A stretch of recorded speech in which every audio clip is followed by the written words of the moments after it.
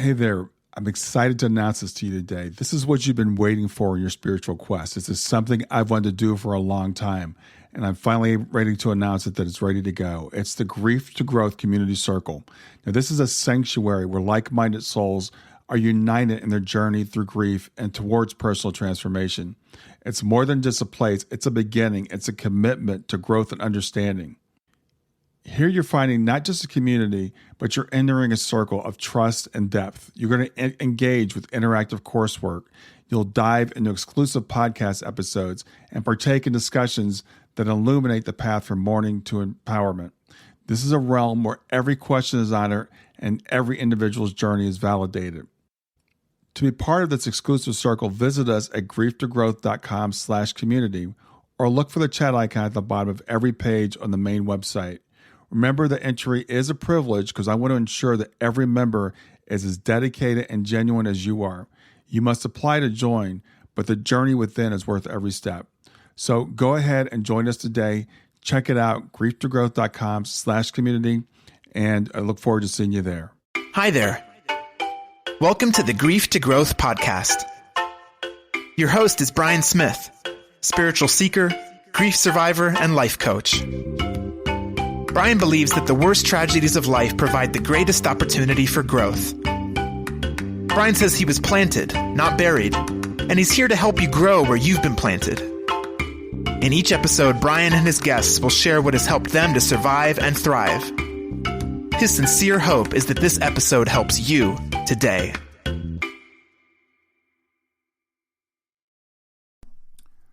Normally on the podcast, I'm talking to afterlife experts, and today's episode is a little bit different, and I'm talking with Barbara Karnes, who is a hospice nurse and an end-of-life educator. And I hope you find this episode interesting because we're all going to be coming to the end of our lives at some point, and many of us have parents that are, facing end-of-life decisions. So that conversation, I think, was extremely beneficial as far as that goes, and I hope that you find it enjoyable. Barbara is a fascinating person, and I really enjoyed the conversation.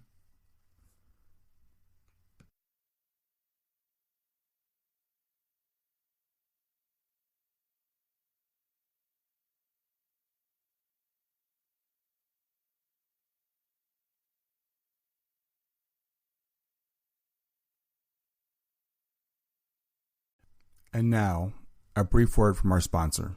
When I decided I was going to do a podcast, I knew there were more moving parts than most people expect. How do you record a podcast? Where do you host it? How much will it cost? Do I need special software? How do I distribute it? All these questions were in my mind.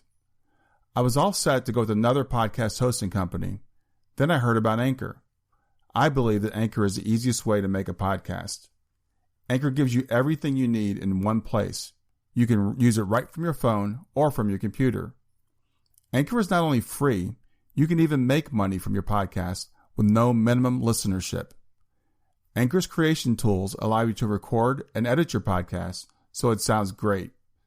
They'll even distribute your podcast for you so it can be heard everywhere: Spotify, Apple Podcasts, Google Podcasts, and many more. So download the Anchor app or go to anchor.fm to get started.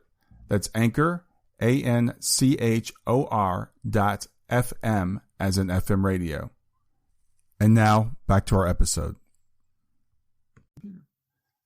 Hey everybody, this is Brian Smith, the host of your Grief to Growth, and I am here today with another episode. And today I've got with me Barbara Karnes. And Barbara has written several books, but I think is most known for a pamphlet that she wrote. And I want to talk to Barbara. She is a death expert, I will say. She's written Gone From My Sight, The Dying Experience, which has been very, very popular and has helped a lot of people to understand the dying experience. So while at the bedside of hundreds of people during the dying process, she noticed that each death was following a near identical script. Each person was going through the stages of death in almost the same manner. And most families had the same questions. So these realizations led Barbara to sit down and write the book, The Little Blue Book, the book that changed an industry, Gone From My Sight. It's been in print continuously since 1985 and has sold over 25 million copies. Although it's often imitated, it remains the most widely used patient/family handout on Signs Approaching Death in the United States. It's the original source. With its publication and distribution, Barbara created one of the most important tools in the hospice movement today, the Parent Family Educational Booklet. So what I want to do today, Barbara, is say, first of all, welcome, and I appreciate you doing this. And let's talk about the dying process and how did you get involved in that? Well, I started as a hospice nurse, and it was in the 80s when hospice was just coming to this country. And they couldn't even pronounce it, let alone know what it meant. And so we went into people's homes, and we went in there months before death occurred and supported and guided them through their dying process. When I look back today on what we did in the 80s, it was like people today know what we were learning then. We brought forth the knowledge by being at the bedside, because up until hospice started going into the homes, people died at home without support, so only the family was there, or in the hospital, and that was generally at a room at the end of the hall, and no one else would go in. So no one was consistently with people who were dying to really know how people die. And so after working with families, I noticed there was a process, and I came to the conclusion that there are only two ways to die. And that's either fast, getting hit by a truck, a heart attack, suicide, or gradual. And gradual death had a process to it. It doesn't just happen. If it just happened, it would be fast death. And so I then started educating what that process is about.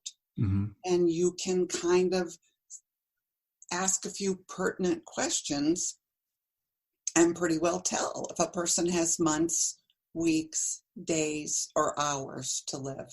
What types of questions? That's how I got started.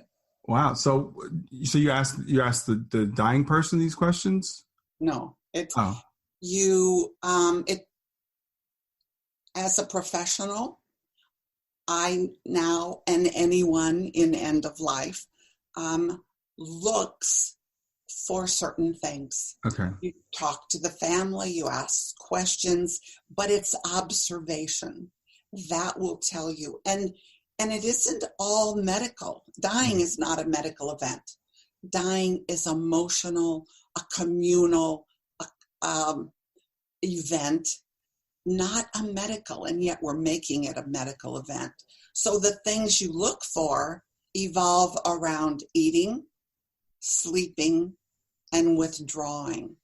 And you ask questions to the family about those three areas. Okay. And that gives you an idea of how long the person has. Yes. Okay. There's another, that would be months before death. There are other things that you look for that say a person has weeks, 1 to 3 weeks before death. I call that labor. There are certain things that people do. Key is they'll start sleeping with their eyes partially open. They'll start being restless. They'll start random hand movements, picking at their clothes, at their bedclothes. Their breathing changes. Then there are other changes that say a person is minutes to hours from death. And if you understand what those things are ahead of time, then you're neutralizing the fear, because all of us, not knowing what death is like, bring with us fear to the bedside. And so a big part of end-of-life work is to support the family, to guide the patient, and to neutralize the fear that goes with death and dying. Sure. So so you work with not just the patient, but you're also working with the family to help them to accept the transition and understand the transition. Is that correct? Oh, absolutely. our medical model is that the medical model works with the patient. Mm-hmm. End of life model is that they work not just with the patient, but with the family. Because in the dying process, the gradual death dying process, the patient, the person that's dying, is withdrawing from the world around them. Mm-hmm. And so the deeper they go inside, the less contact they have with the world around them. And they also, in the weeks before death, are confused, they're otherworldly. And so at that, you have to educate the family. Taking care of someone at end of life is different than taking care of someone who's going to get better. Mm-hmm. But most people don't know that. And so end of life work is 90% education, to teach the family that nothing bad is happening, nothing pathological is happening, to help them understand that what dad's doing is normal. This is how people die, and he's doing a good job. Yeah. Yeah. So, I've heard the term death doula, which is, I think, a fairly recent term. Is that similar to what you do, or is there? Stay with us. We'll be right back. Hey there, something I want to tell you about today. My podcast platform, Buzzsprout, has recently made it easier for me to allow you to support me financially. Go to www.grieftogrowth.com/subscribe. That's grief2growth.com/subscribe. And once you're there, you can sign up to support me financially. Now, you can do it for as little as $3 a month, or of course, as much as you'd like. If you do that, you'll get access to bonus episodes, and you'll see those in the regular feed. They'll have a lock on them. But when you become a subscriber, you'll actually get access to your own private feed, and you'll be able to listen to the regular podcast along with the bonus podcast for the subscribers. I want to thank you for listening. I want to thank you for sharing the podcast. And I want to thank those of you who support me financially. Have a great day, and on to the episode.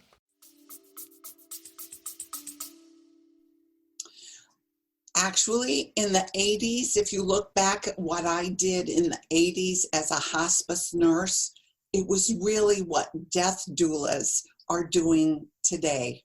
Okay.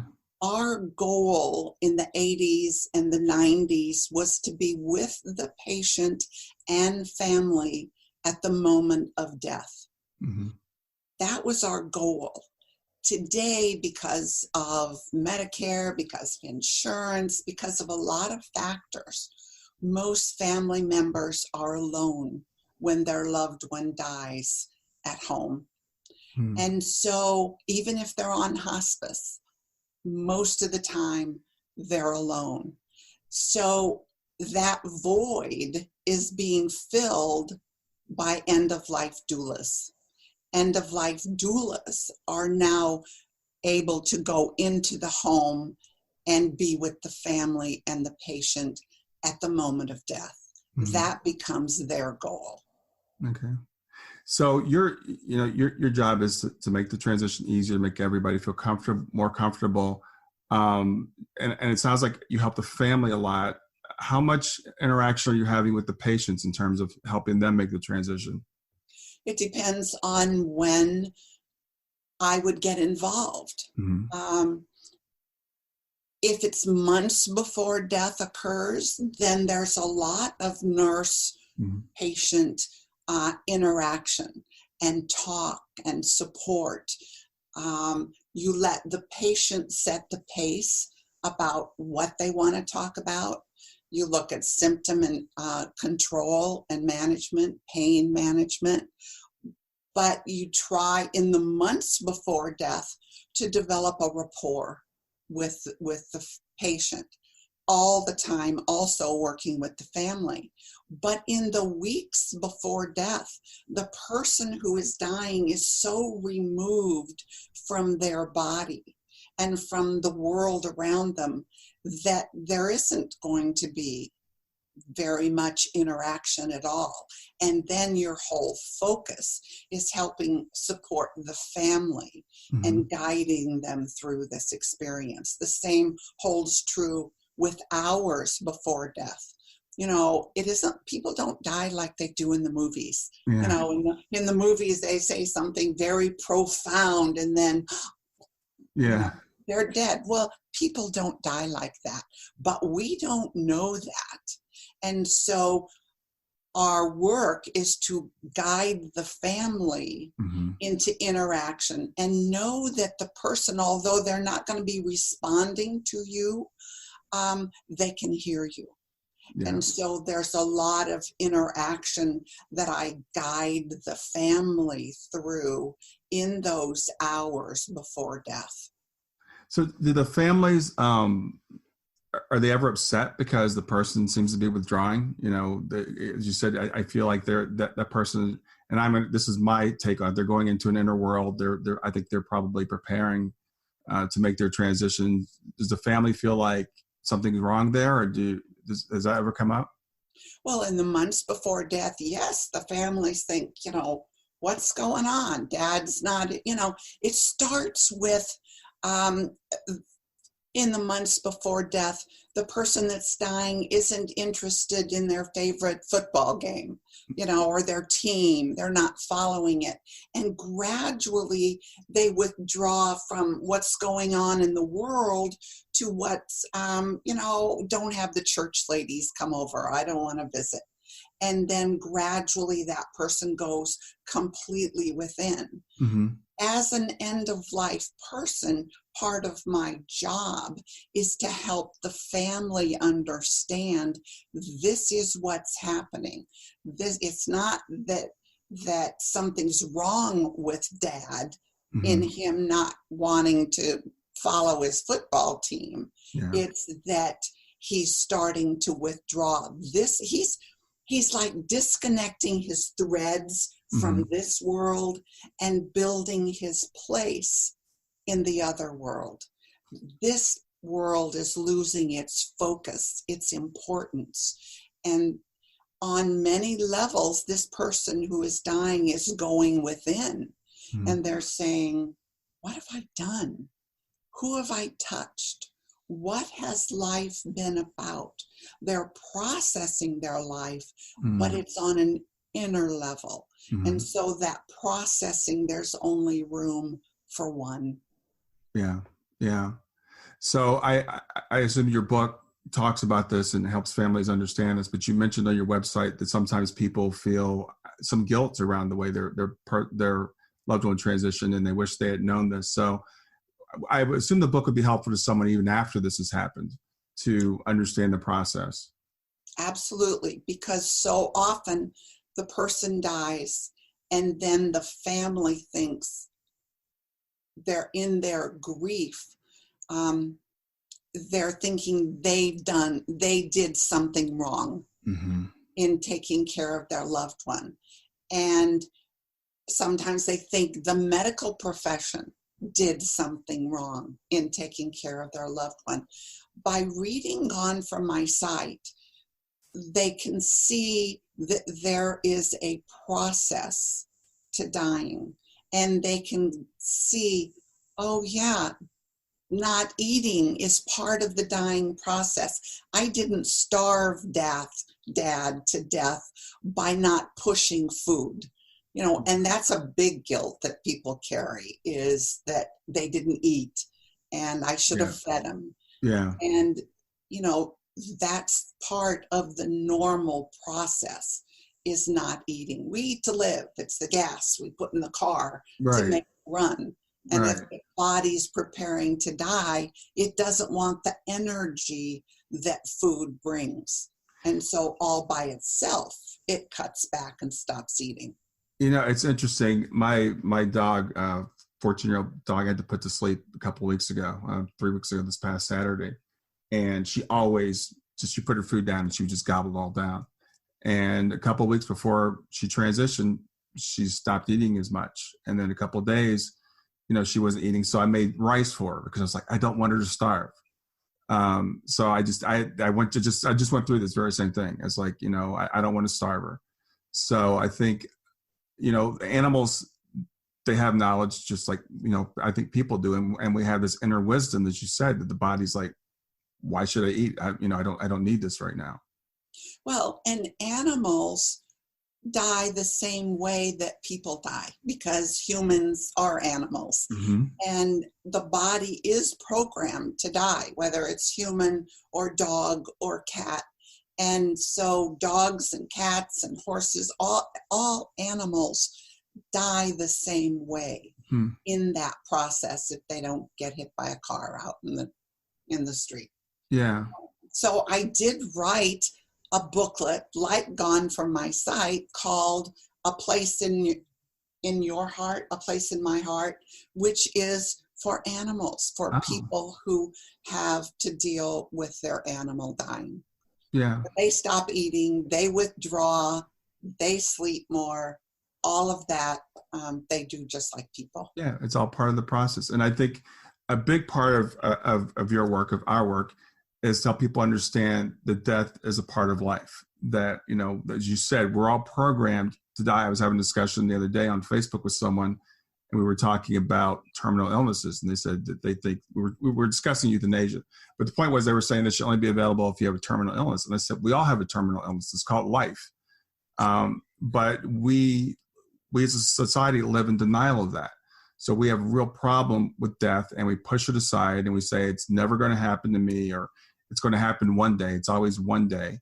But I have to tell you, I won't out anybody here, but someone I know I'm very close to in their 80s, has always had this fear of death. And then someone very close to them went through a transition through hospice, and they saw the process, and their fear was greatly alleviated when they finally just sat down and saw the process, and how the hospice really helped through that, and how the person that was transitioning was a very peaceful transition.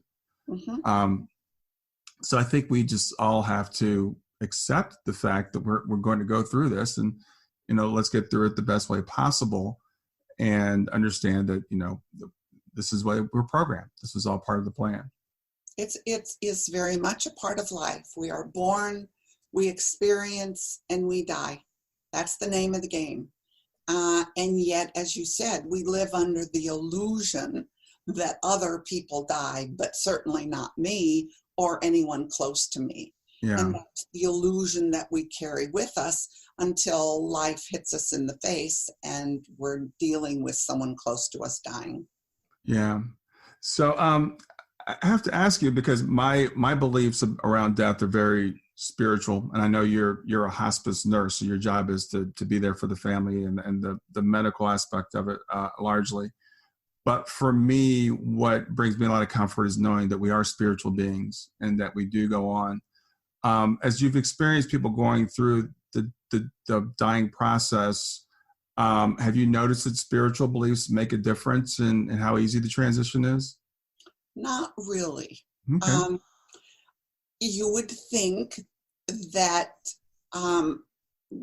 going to another life would be reassuring. But when it really gets down to the moment, and I'm going to take that back, because at the moment, we, the watchers, don't know what the person is thinking. Right. What I have determined from watching them and listening to what they would say, and in the weeks before to hours before death, the person is not rational. They're talking to and about things that we don't see and can't hear. So listening to that, what I've learned is that we take our spiritual belief with us. If I believe that Jesus is going to be there to meet me, then I may see Jesus and I may talk about Jesus. Mm-hmm. If I believe that nothing happens, then I'm not going to see Jesus or the Buddha or whatever. I will see nothing because that's my belief. Mm-hmm. We take our belief with us. And sometimes those of us that left a belief system when we were younger and now we're facing death, sometimes people go back to that original belief.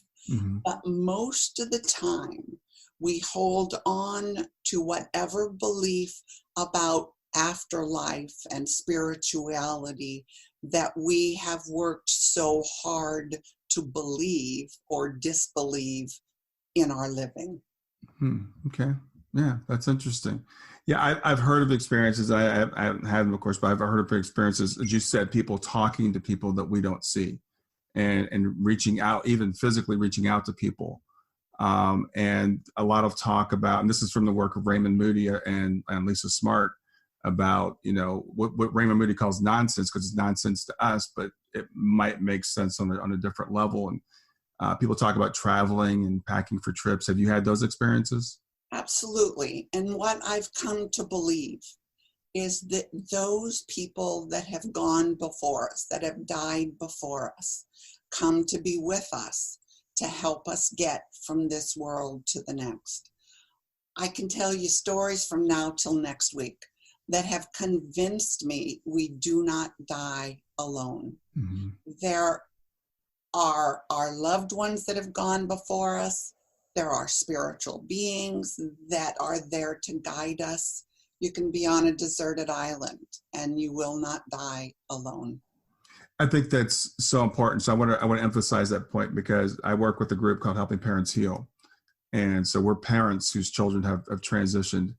And as parents, we want to know our kids are okay, and we want to know they weren't afraid. And I've heard so many parents say, she was alone or he was alone. I wasn't there for them. So I think it's really important that people understand that we don't transition alone, even though there might not have been someone in the room with them physically, that they are going to a world where they're received. And right before we got on this call, I was talking to a mother, and she was talking about her daughter had passed just a few months ago, and her husband had transitioned earlier. And she asked me, do I believe that her husband was there to meet her daughter? And I said, I absolutely do believe that he was there to meet her. So I like people having that comfort that, that we're going to be greeted by someone on the other side. So I appreciate you sharing that experience. How about I tell you a story? Yeah, it'd be great. Okay. I took care of a woman that was young. She had a 2-year-old little boy. Took care of mom when she died. And a couple years later, I got a call from the family, and the little guy was then 4, and he was dying. And so I started taking care of him. Mm. In the weeks before he died, he started telling everyone he was going to take a trip. He said, I can't live with you anymore. I'm going to go live with my parents, because both of his parents were dead. In the hours before he died, he started looking. We'd hold him in a rocking chair and just rock him. And he started looking around the room. And it was like the room was filled with people that we couldn't see. And he's searching for something. So he's a window into the other world. So we asked him, we said, what are you doing? He said he was looking for his mom. Mm. And with all the energy, just before he died, he raised his hand, pointed to the upper corner of the bedroom, and called mom by name. Mm. He stayed focused on that corner until he took his last breath. Mm. You can't convince me that mom wasn't there. Yeah. Thank you for sharing that. And I've got stories like that I can go on and on and on. Well, those stories help. So if you have more to share, I'd be happy to hear more, because I was just talking to this mother, and she's a Christian, she believes, but I think a lot of times our faith, until it's really tested, really pushed, that's when we find out how much we really do believe. And I was telling her, for myself, it's been 4 years for me since my daughter transitioned. It's daily. It's every day I work on maintaining this belief and understanding and studying. And stories help a lot. Stay with us. We'll be right back. Hi there. I'm really excited to tell you about my latest ebook. It's 4 lessons that you can learn from the near-death experience without going through all the trouble of dying to learn them. I've been studying NDEs for several years now. I am completely convinced that not only are they 100% real, but that there's some very universal wisdom that we can get from the near-death experience.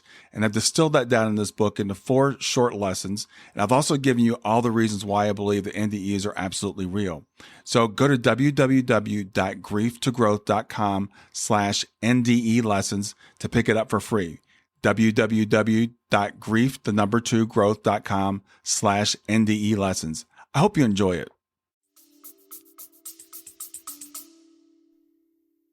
It's not okay for our children to die. There's this law that says children don't die. Mm-hmm. And when they do, a law is broken. It is an entirely different kind of grief than the grieving that you have for your 80-year-old grandma. Absolutely. It's totally different. And as a parent, I can't even comprehend because my children are still alive. But I will say that we have to look and see what our purpose is for being on this planet and move forward with that. Mm-hmm. And as you said, you never recover from grief. You learn how to live with it. Right. So yeah, if you have another story you can share with us, that'd be great. Oh, let's see. I took care of he was teenager, probably 13, 14, and he was a huge baseball fan. And that he had been sick for most of his life. Mm-hmm. His brother had died before he died from the same disease. And the family did not want him to die at home. And so when he was hours before death, we transferred him to the hospital. So we're in the hospital, and there was a baseball game on the radio. And because he was such a baseball fan, we had the game on. And there's family all around. And at some point, we noticed that this young man was talking very softly, but talking nonstop. And so we started listening to what he was saying. He was almost like broadcasting the game. What was on the radio in that room, he was verbalizing it. It was like he was at the game. When the game was over, then he died. Wow. And what does that tell me, aside from being, wow, that's an interesting story, is that there's so much that we don't understand about the mind, about living, about dying, and all that happens. But there is so much more than just this physical world. Yeah. So I have to ask you, as someone that deals with death and dying, some people would say, well, that's a heavy burden, to be around all that sadness and all that. But I don't get that sense from you at all. I feel like, you get a sense of purpose out of doing what you do, and educating people. So have you ever felt like this is too much or this is too heavy? I really haven't. It's almost like this is what I'm on the planet for, is to do this work. That's my purpose. But I will say that before I got into this work, I had a foundation a belief system that said there's more to the physical than this world and what we see. I had a foundation that was, we are born, we experience, and we die. And that death isn't the end of existence. So I had a foundation when I went into it. And I guess, and I sound a little speechless at the moment, but I think that that's why I'm here. And I have never looked back and said, oh, this was a mistake. I have kind of felt it was divine order all along that brought me to this place. So what was the decision process like going to become a hospice nurse? I mean, were you nursing before that and you decided to transition into hospice? I graduated from nursing school right out of high school, a diploma school. And then I got married 2 weeks after I got out of nursing school, and I never worked as a nurse. In fact, I decided I should have never been a nurse, that I made a huge mistake. I should have been a social worker, but I raised a family. And it wasn't until the hospice philosophy, the end of life philosophy, came to this country from England that I thought, wow, this is something I am interested in. This is something I can do. In hindsight, now I believe that what helped me see what I saw and learn what I learned is because I did not have any medical preconceived ideas that came from working as a nurse in other areas. When I took a refresher course in nursing and then went straight into hospice, I was a clean slate that I was able to see what was happening without preconceived judgments of how dying was dealt with by the medical establishment.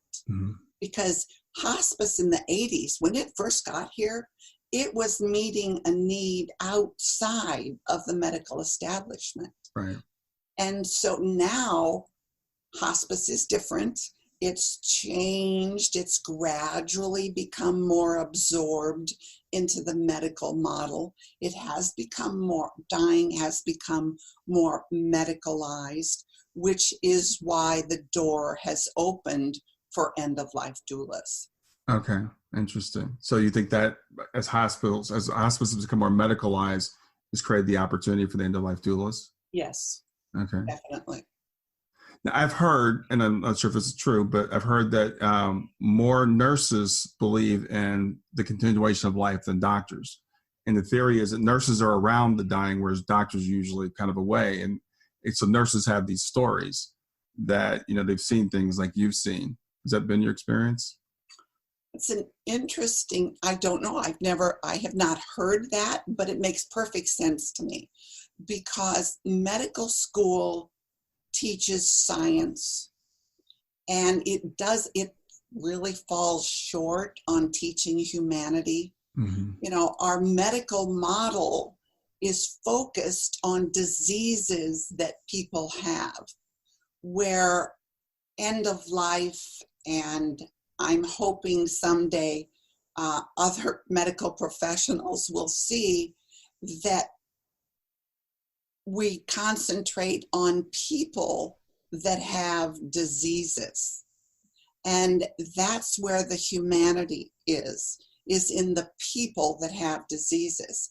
And nurses, when they get outside of the hospital and all the technology that they are forced to work with, can see the humanity easier than a lot of physicians who that is their focus, is the disease that a person has. Yeah. And I would think for doctors, the ultimate defeat is death. So, right. So they're never taught that death is part of life. That's the enemy.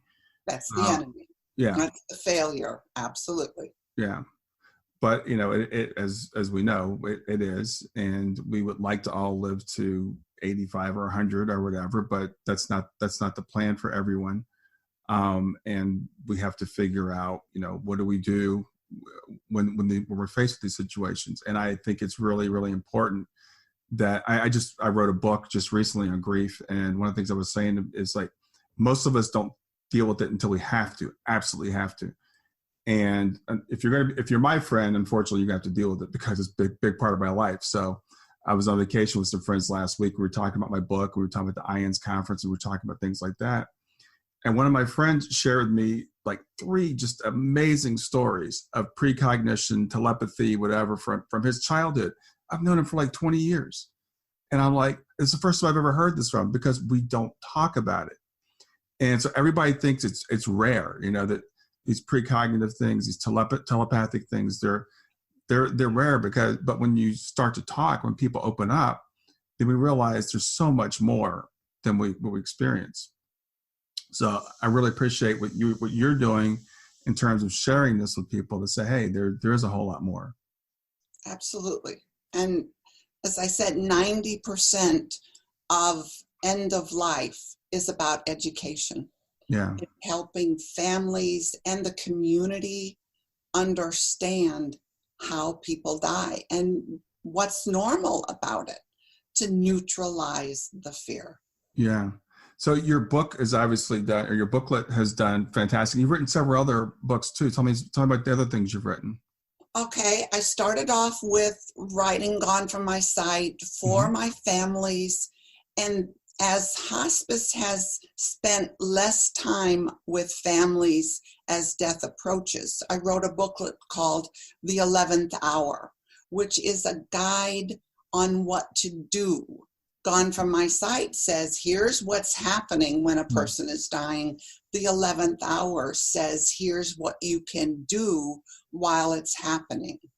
Okay. Then I wrote a booklet for a person that has been diagnosed with a life-threatening illness. It's called A Time to Live, because most people, when they've been told they can't be fixed, go home, sit down in their favorite recliner, and they might as well have died that moment because they stop living. And so I want them to see they've been given a gift, and that's a gift of time. And how are you going to use that time? Yeah. Then I've written a booklet, a grief booklet, called My Friend I Care, on just the normal basics of grief. Then a booklet on dementia at end of life, because dementia doesn't play by the rules. Yeah. And so it's entirely different when a person is dying. With today's opioid crisis and culture, I have written a booklet on pain at end of life, because most families are afraid of narcotics, and I want them to understand how they can be used appropriately at end of life. Wow. The pet booklet, A Place in My Heart. I have a blog that I write every couple of weeks that's on the website that people write me all the time. And so I'll write articles on what they've written. Is that on bkbooks.com? It is on bkbooks.com. I have DVDs. I have self-care for the medical professional on how to take care of themselves when they're working with end of life. They have unique challenges that other healthcare professionals don't have. Wow. So I have a DVD and a booklet for them. And I have a DVD called New Rules at End of Life, which is for the community. It's for training purposes. Yeah. That's the key things. There's more, but those are the key things. Well, you just touched on so much there that I think that is so important. As I was telling you before we went on with my experience, we didn't have an end of life experience with my daughter in terms of being able to prepare. So it was just sudden. But for people that, as you said, someone that gets that diagnosis, what do I do for the families? How do I help them make that transition? I think that's all, very, very important work. You touched on dementia. I went through that with my father-in-law, and I'm going through it with my mother-in-law right now. And with dementia, it's like they're gone before they're gone. You know, you and I both believe in the continuation of the soul, and I believe their soul is whole, but their body, they're not who they were. And in some cases, they're literally, their personality is completely changed. So how to deal with that's a real challenge. You know, when you're looking at this person that's your mother, but they're not acting like your mother. That's right. It's becoming more and more and more predominant. More people are dealing with dementia and taking care of someone that has dementia. We need to support our caregivers. The person that has dementia is living in their own little world. Right. But that spirals out and affects family and the caregivers, and our medical system is not prepared or helping caregivers. And the caregivers have a whole set of unique challenges, as you're aware of. Yeah. They don't follow the same dying process that a person who has cancer or congestive heart failure goes through. It isn't until they stop eating that you can really see that they've entered the dying process, even though you have literally lost them years before they die. Well, what would be some things you would say to a caregiver or a family member going through that to help them to deal with those challenges? I would say that the Alzheimer's Association has support groups. You don't want to go through this alone. You need support to help you with it. That's number one. And you can't do it all, and you need help. And yet I know financially that's not always an option for the caregiver to get out, to have someone come in and stay with the patient for a while. It also gets to a point where oftentimes you can't keep them at home. And the guilt that goes with not being able to keep them at home is a big issue. There's just so much that financially, it's a huge burden that most families have to take on the care because they can't afford to financially to have the support that they need to stay healthy. And a lot of caregivers get sick and even die before the person that has the dementia dies. So a person, the guilt, because guilt, I don't know why we do this to ourselves. Humans, like you were saying earlier, people going through the dying process and we say, I did something wrong, or I did something to cause it, or I starved them to death. And I've seen people dealing with someone with dementia and other medical complications that say, I want to take this all on myself. And I'll say to them, okay, if they're in care, they're going to have multiple shifts of people helping them. You can't do this on your own. So what would you say to someone like that? I say that you've got to bring in family to help you. The goblins always come out at night. And so particularly with someone with dementia, if you're a solitary caregiver and night comes, how do you assure that this, in fact, I just talked with someone about this. How do you ensure that the person with dementia who's wandering around the house doesn't get out, doesn't fall? If you can't afford to get help, then you've got to pull on church groups. You can pull on family, and yet the caregivers tend to think I can do it all. Yeah. And they can't. Yeah. And that's the thing, even the financial situation is obviously very important, but there's this this guilt, I think sometimes, I think especially with children, to a parent, like, or they took care of me, so I need to be there to take care of them. But the burden of a grown person who's able to get up and walk around and do things and eat the wrong things, as you said, get out of the house, none of us can take that on, as a full-time job. So you can't, because the care is 24/7, and we need sleep. yeah. As caregivers, you got to go to sleep. You have to have some downtime. So you can love and care for mom or dad or whoever, but you have to stay healthy yourself in order to do that, in order to provide care for them. So you have to reach out. And yet one of the big challenges is, as you pointed out, mom took care of me and now it's my turn. Yes, it is. But you have to take care of yourself in order to take care of mom. Yeah. So what would you say, I don't know if it's a good way to die or not, but what advice would you give to someone in terms of what are the things I should be doing to prepare, say I get that diagnosis?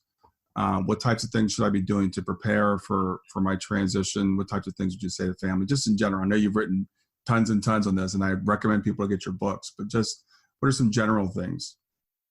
Well, first off, from the time that you're 18 on, you need to have an advance directive.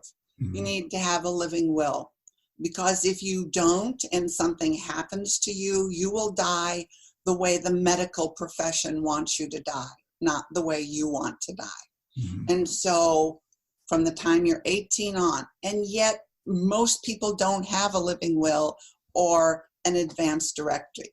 And that's because if I think about death and dying, then surely I will die. So I'm just going to put it off. But that's number one. We need that. And then when we get that diagnosis, you have to get second and third opinions. You have to really communicate with your physician to see, when they're talking treatment, that what that really means. Because we sit there and we listen to our physician, and we may not be understanding what they're saying.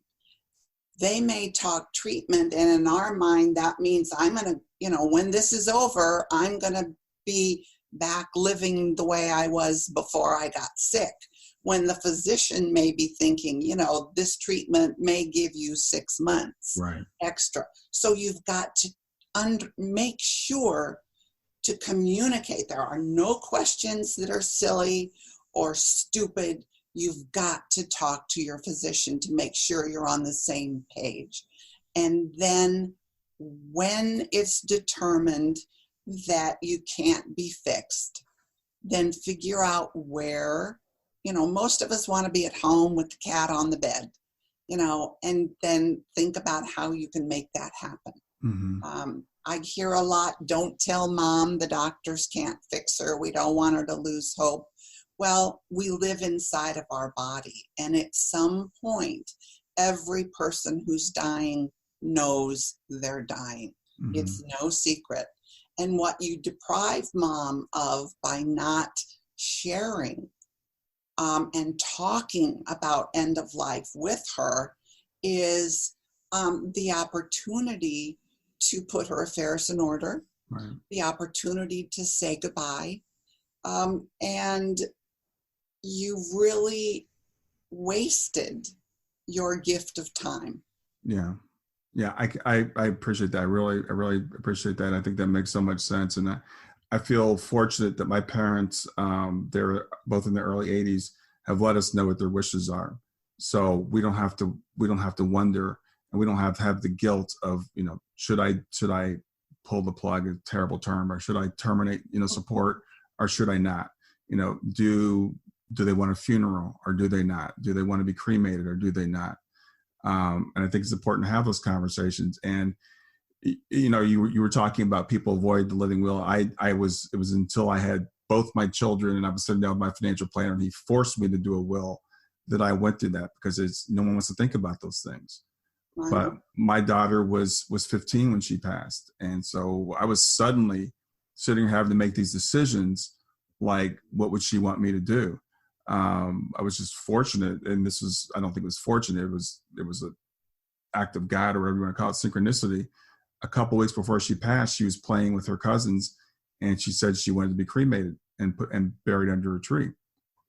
She was 15 years old and she just said that out of the blue.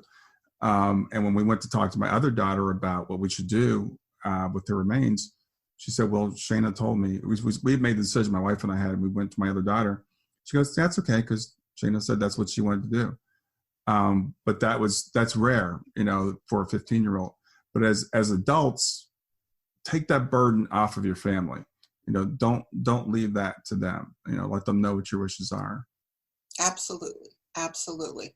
And the responsibility for those making the decisions will affect the remainder of their life. Mm-hmm. They will live with the guilt, the indecision, the confusion forever.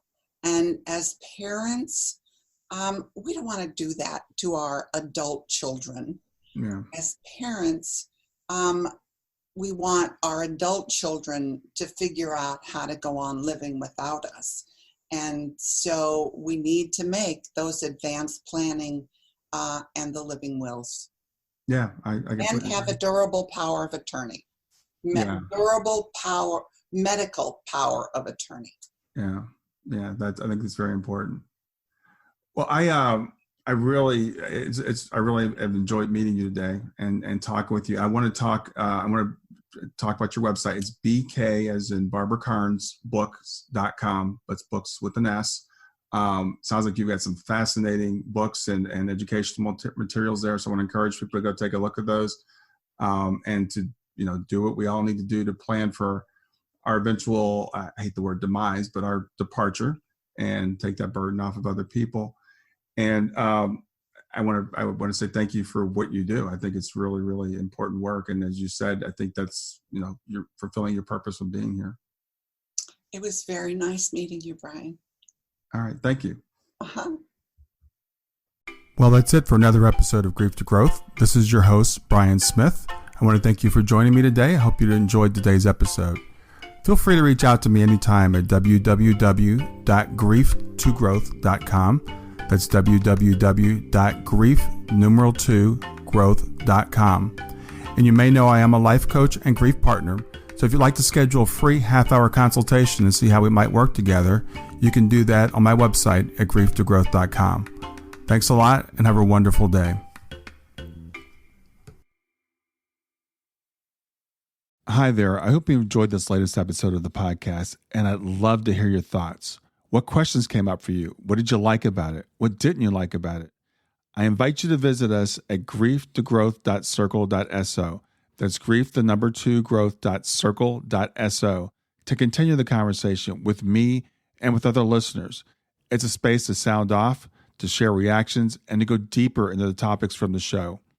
I look forward to chatting more, and I hope to see you there.